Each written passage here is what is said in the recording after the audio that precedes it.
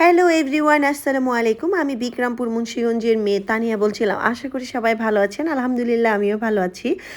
এই শীত যে পড়েছে, এই শীতে যদি পিঠা না খাই তাহলে কি হয়? আর এটা হচ্ছে আমাদের বিক্রমপুরের একটা পিঠা। এটাকে আমরা ভিজা পিঠা বলি বা অনেকে দুধ চিতই বলে। এটা হচ্ছে রাতে ভিজিয়ে রাখে বানায়া, তারপরে সকালে হচ্ছে নাস্তা হিসেবে খায়। আর এখানে হচ্ছে 5 কেজি চাল আম্মু ধুয়েছে। 5 কেজি না, 6 কেজির মতো হবে আম্মু, 6 কেজির মতো হবে আম্মু এটা ভিজিয়ে রেখেছিল। তো ধুয়ে পানি ঝরিয়ে এখন হচ্ছে এগুলোকে শুকাবে। শুকানোর জন্য আম্মু হচ্ছে একটা কাপড়ের ওপরে, সুতি কাপড়ের ওপরে হচ্ছে টেবিলের ওপরে বিছায় দিছে। বিছায় হচ্ছে, আর এত শীত, শীতের মধ্যে আম্মা কী করছে জানেন? এরকম করে বিছায় সব মানে চালগুলোকে বিছায়া করছে কি, পরে ফ্যান ছেড়ে দিচ্ছে। আর আমরা তো সব দৌড় টেবিলের সামনে থেকে। তারপরে আব্বুকে দিয়ে এটা ভাঙায় আনছে। আনানোর পর আম্মু 2 কেজি চালের মতো হচ্ছে কুসুম গরম পানি দিয়ে খুব ভালো করে এটাকে হচ্ছে এখন মেখে নিচ্ছে। আর এটা, এই গোলাটা যত ভালো করে মেখে নিবে ততই পিঠাটা ফুলবে। তো আম্মু কিন্তু কুসুম গরম পানি দিয়ে হচ্ছে দিছে, যেটা হাত চুবানোর মতো সহ্য করা যায় ওরকম কুসুম গরম পানির মতো, বেশি গরম পানি দেওয়া যাবে না। তো আম্মু এরকম করে ভিজিয়ে রেখেছিল প্রায় 1 ঘন্টার মতো কুসুম গরম পানি দিয়ে। তারপরে হচ্ছে আম্মু হচ্ছে ব্লেন্ড করে নিচ্ছে। আপনারা চাইলে পাটায়ও বেটে নিতে পারেন। পাটায় বেটে নিলে হচ্ছে ভালো হয়, আবার ব্লেন্ড করে নিলেও ভালো হয়, পিঠাটা সুন্দর মতো ফুলবে।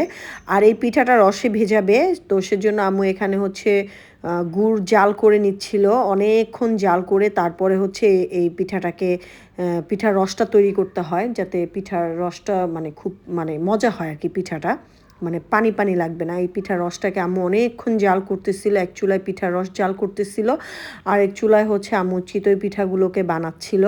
তো এই যে এই খোলাটা আমি নতুন কিনেছি, পিঠাটা উঠে নাই, কিন্তু আম্মুর পুরান খোলায় খুব সুন্দর পিঠাগুলো উঠছে। তো আম্মু এই যে দেখেন কত সুন্দর করে পিঠাগুলো বানাইছে, একদম ফুলে ফুলে উঠছে। তো এরকম ফুলে ফুলে আর এরকম বেশি ছিদ্রযুক্ত হলেই পিঠাটা খুব মানে ভিজবে, সুন্দর মতো হবে, একদম নরম সফট হবে। আর এখানে হচ্ছে আম্মু দুধ, এখানে 5 কেজি দুধকে জাল করে 3 কেজির মতো বানায় নিছে, একদম ঘন করে গরুর দুধটাকে জাল করে নিছে। আর এখানে হচ্ছে আম্মু যে নতুন খোলাটা বাদ দিয়ে দিছে, পুরান খোলাতেই হচ্ছে খুব সুন্দর করে পিঠাগুলো বানাচ্ছে আম্মু। আর হচ্ছে এখানে খুব সুন্দর করে পিঠাগুলো বানাচ্ছে। আর আম্মু বলতেছে যে কি খোলা কিনে আনছো, পিঠাই সুন্দর মতো উঠতেছে না। পরে আম্মু আর ওই খোলায় বানায় নাই, তো আম্মুর খোলাতেই আম্মু সুন্দর করে পিঠা বানায় নিতেছে। আর এই যে দেখেন কতগুলো রস দেখছেন না, জাল করে আম্মু অর্ধেক বানায় ফেলছে, মানে রসটাকে অনেকক্ষণ জাল করছে গুড়ের গুড়ের রসটাকে, গুড় দিয়ে। তারপর হচ্ছে যে পিঠাগুলো বানাইছিল সেই পিঠাগুলো আম্মু এখন চুলাতে দিয়ে দিচ্ছে, মানে রসের মধ্যে দিয়ে দিচ্ছে। তো আম্মু একটা নাড়া দিয়ে এখন এটাকে ঢেকে রাখবে। আর এই যে দেখেন ঢেকে রেখেছে। আর ইয়াটা যখন একটু হালকা ঠান্ডা হয়ে গেছে তখন হচ্ছে এই যে জাল করে রাখা আগে থেকেই দুধগুলো দিয়ে রাখছে, দিয়ে একটু হালকা করে নেড়ে দিবে আম্মু। তো এটা হচ্ছে তারপরের দিনের সকালবেলা। এখন আমরা হচ্ছে পিঠা খাবো। দেখেন পিঠা কি নরম হয়েছে, উঠাইতেই পারতেছি না, পিঠা গেছে ভেঙে, মানে নরমের জ্বালায় পিঠা ভেঙে গেছে। এত সুন্দর হয়েছিল পিঠাগুলো, আর খেতে এত মজা হয়েছিল যে বলার বাইরে।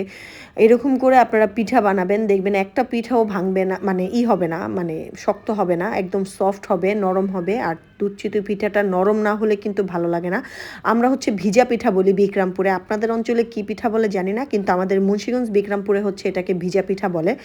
আর এই যে পিঠাগুলো বানাইছে আম্মু, এত টেস্ট হয়েছিল যা বলার বাইরে, একদম ঘন দুধ আর রসটাকে এত সুন্দর করে জাল করে নিছিল। আর পিঠাগুলো খুব ফুলে ফুলে একদম নরম হয়ে গেছে, এত সফট হয়েছিল যা বলার বাইরে। এরকম করে অবশ্যই বানিয়ে খাবেন। আর এখন তো শীতের দিন, আমাদের মুন্সিগঞ্জ বিক্রমপুরে এই পিঠাগুলো এখন সকালবেলা সবাই নাস্তা করে।